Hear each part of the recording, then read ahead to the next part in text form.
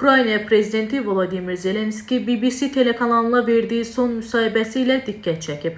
3-cü Dünya müharibəsi artıq başlayıb deyən Zelenski nəyi nəzərdə tutur? Ukrayna üçün Rusiya ilə müharibədə qələbə bütün ərazinin işğaldan azad edilməsi deməkdir. Amma bu, gələcəyin məsələsidir. Bugün bunu etmək mümkün deyil, deyə Zelenski müsahibəsində bildirib. O əlavə edib ki, indi bunu etmək çox baha başa gələ bilər. Biz bunu edəcəyik. Bu, tamamilə aydındır. Yalnız zaman məsələsidir. Bugün bunu etmək çox sayda insanın, milyonlarla insanın itirilməsi demək olardı. Çünki Rusiya ordusu böyükdür və biz bu cür addımların əvəzinin nə olacağını başa düşürük. Bizim kifayət qədər insanımız olmayacaq. Onları itirəcəyik.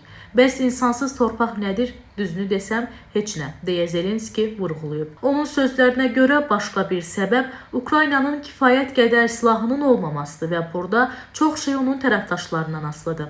Hazırda məsələ hava hücumundan müdafiə ilə bağlıdır. Bu, ən mürəkkəb problemdir. Təəssüf ki, tərəfdaşlarımız hələ də bizə Patriot sistemlərini və ya mövcud olan sistemlərimiz üçün raketləri istehsal etmək üçün lisenziyalar verməyiblər. İndiyə qədər biz bu məsələdə uğur qazana bilməmişik, deyə Zelenski əlavə edib. Eyni zamanda Ukrayna prezidenti əmindir ki, 1991-ci ilin ədalətli sərhədlərinə qayıtmaq həm Ukrayna, həm də bütün dünya üçün ədalətin qələbəsidir.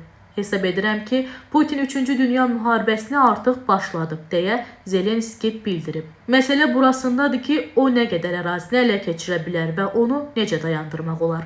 Ona görə yox ki, Rusiya qalib gəlməli deyil. Ona görə ki, Rusiya insanların seçdiyi həyat tərzini dəyişərək dünyaya yeni həyat tərzini tətbiq etmək istəyir, deyə Zelenski bildirib. O, həmçinin qeyd edib ki, Ukrayna bugün müharibənin qlobal münaqişəyə çevrilməməsi üçün çalışır.